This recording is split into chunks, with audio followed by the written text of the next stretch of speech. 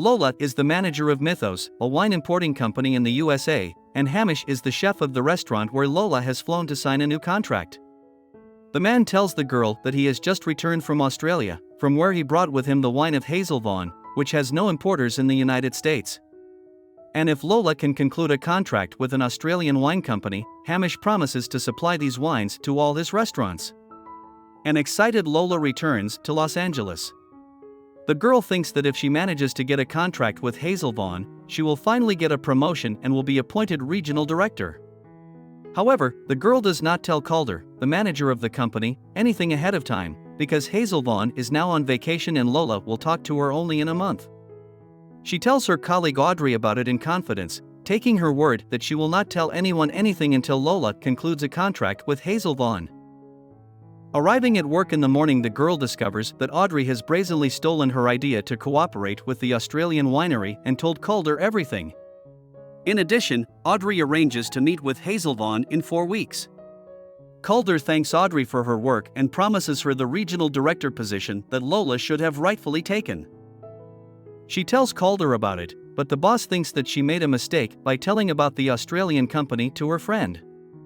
Dumbfounded by this response, Lola calls him a snob in front of everyone and announces her dismissal. The next day, the girl tells her father the decision to open her own wine importing firm, but to get off to a good start she needs to make a deal with a big company. And that company is Vaughan Family Wines. Digging around on the internet, Lola finds information that Hazel is vacationing at Warrata Station, a family wine farm in Australia. Plus, there's a cottage for rent at the station that you can rent and wait to meet Hazel. Even though it is too far away, her father still supports Lola's desire to go to Australia. Having arrived in the country, the girl immediately goes to the farm Hazelvaughan, where she is met by the manager of this farm, Max. The man escorts the girl to the cottage. But seeing Hazel, Lola hurries to her. The girl introduces herself as the owner of a brand new company. Lola assures that their wine will be supplied to the world-famous chef Hamish King, whom Hazelvaughan knows personally. However, the woman is not going to work with a very young wine importer. Lola is upset, because it was her only hope. But hearing Max tell Hazel that his employee is skipping work again, the girl offers her help. She is a hard worker and is ready to show Hazel that she can do a lot. Max shows the girl the territory and explains her duties. But all the work planned for today has to be postponed because of the breakdown of the pickup truck. Max and Lola are forced to walk back. Taking care that the girl does not get a headache, the man gives her his hat. On the way, Max asks Lola about her company, convincing the girl that Hazel will not cooperate with an importer who does not yet have a license.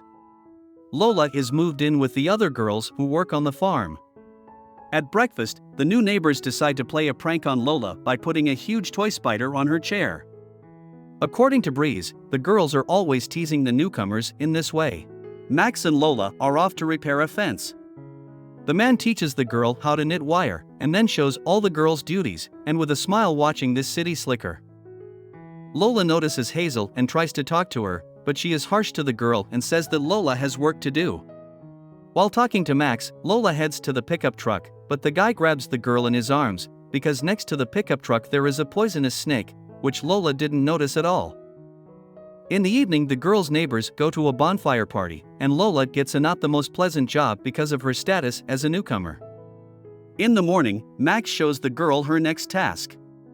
Lola has to load sheep manure into the fertilizer spreader. After a while, Hazel and Max approach the girl, but Lola accidentally starts the fertilizer spreader and throws fertilizer on both of them. Lola realizes that now she will never get a contract and goes to pack her things. The girl asks Max to drive her to the city in a pickup truck, but the car breaks down again on the way. The couple returns to the farm on foot.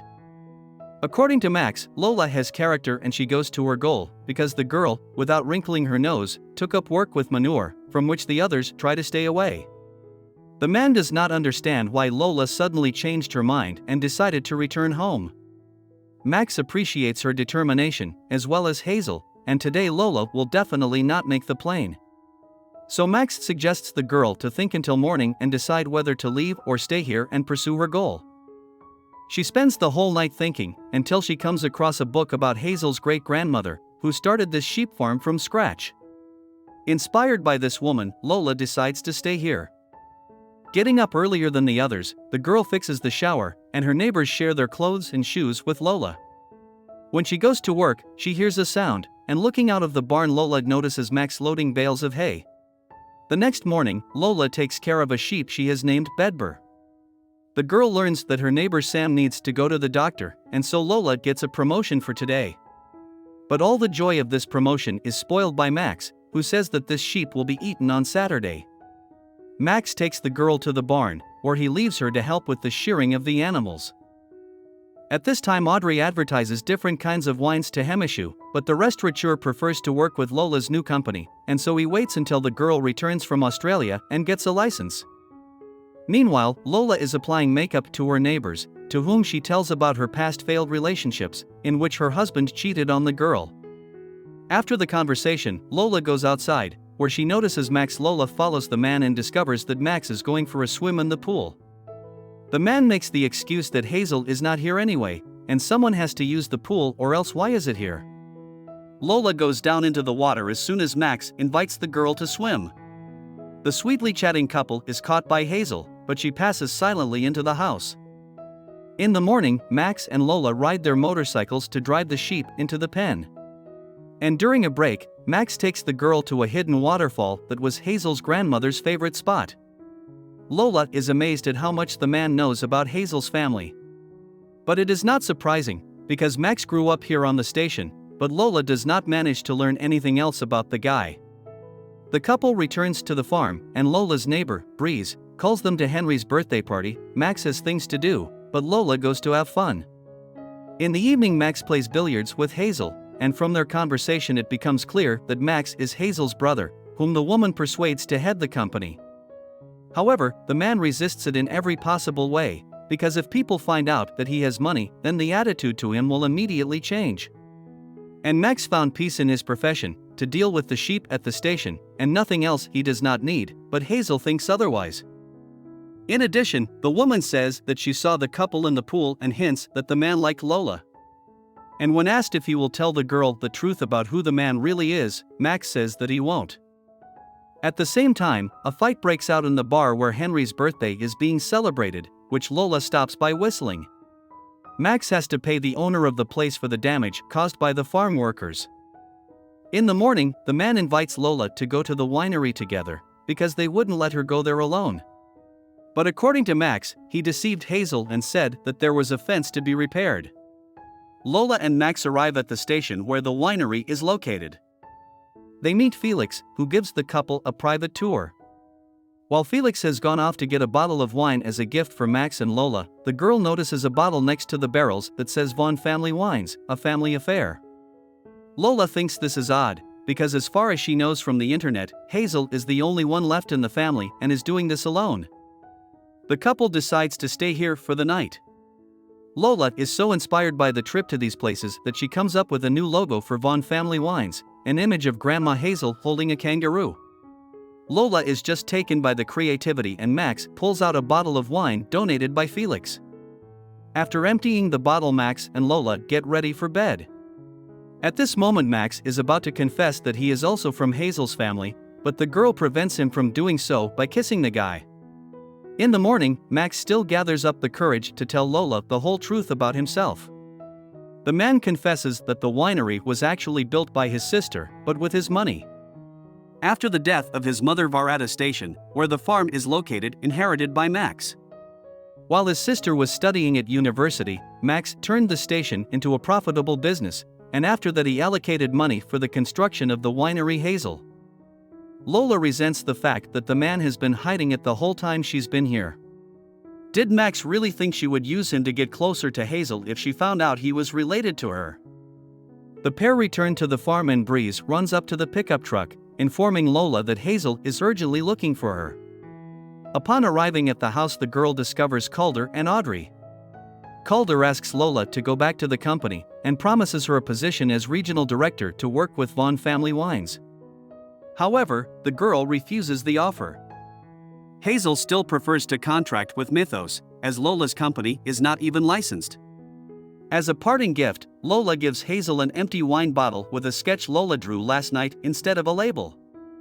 After saying goodbye to her neighbors, Lola goes back home. A few months later, Lola does open her own wine importing firm, where she works alongside Audrey. Lola wonders if Hazel will choose the girl's sketch as the new logo. Audrey tells her that Heather has cancelled the Mythos contract and suggests that she try talking to Hazel again. Lola, however, rejects the offer, as she wants to focus on finding new suppliers. Audrey asks Lola if she has tried calling Max. Lola replies that when she left and said goodbye to the man, he didn't even try to stop her, so she thinks Max is over. A few days later, at a winemaker's exhibition, Lola meets Hamish. The restaurateur reproaches the girl with a meager assortment. After all, he gave her information about Hazel. At that moment, Max appears and says that the blame is all on him. The man admits that now he's out of the shadows and has become Hazel's full partner. That's why he flew here to offer Lola to be the importer of their wine in California. Max tries to apologize for stopping somewhere halfway through and letting Lola go, but the girl doesn't let him finish and kisses the man. This is the end of the movie. Thank you all for watching this movie to the end. Give this video a like. Write in the comments what you think about this movie, and see you in new videos.